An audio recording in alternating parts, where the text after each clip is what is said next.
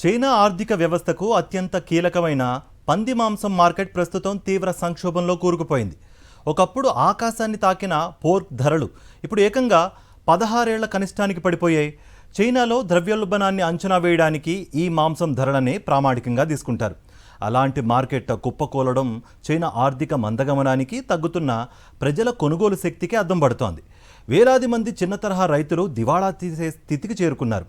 దీనికి సంబంధించి పూర్తి డీటెయిల్స్ ఇప్పుడు చూద్దాం. ప్రపంచంలోనే అత్యధికంగా పంది మాంసాన్ని వినియోగించే చైనాలో ఇప్పుడు వింత పరిస్థితి ఏర్పడింది. సరఫరా ఎక్కువగా ఉండి కొనుగోలు చేసేవారు కరువవటంతో ధరలు దారుణంగా పడిపోయాయి. గత 4 ఏళ్లలో ధరలు ఏకంగా 39% మేర క్షీణించాయి. చైనాలో తీవ్రంగా ఉన్న నిరుద్యోగం, రియల్ ఎస్టేట్ రంగంలో మందగమనం దీనికి ప్రధాన కారణాలుగా కనిపిస్తున్నాయి. ముఖ్యంగా కన్స్ట్రక్షన్ సైట్స్ లో పనిచేసే కూలీలు, రెస్టారెంట్స్ లో తినే కస్టమర్లే ఈ మాంసానికి ప్రధాన కొనుగోలుదారులు.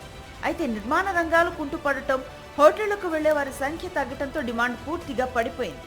నిజానికి 2019లో వచ్చిన స్వైన్ ఫీవర్ వల్ల చైనాలో లక్షలాది పందులు చనిపోయాయి. అప్పట్లో ధరలు పెరగటంతో దేశీయంగా ఉత్పత్తిని పెంచాలని అధ్యక్షుడు షీ జిన్పింగ్ పిలుపునిచ్చారు. దాంతో ప్రభుత్వం పెద్ద ఎత్తున నిధులు, రాయితీలు ఇచ్చి బహుళ అంతస్తుల భారీ పిగ్ ఫామ్లు ఏర్పాటు చేయించింది.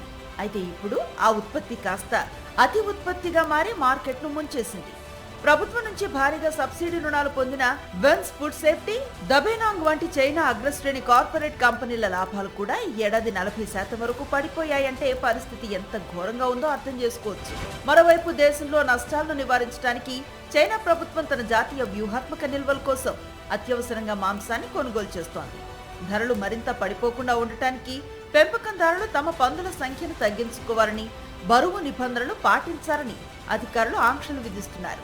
అయినప్పటికీ ప్రజల్లో కొనుగోలు శక్తి పెరగకపోతే ఈ ధరలు కోలుకోవడం కష్టమని ఆర్థిక నిపుణులు హెచ్చరిస్తున్నారు.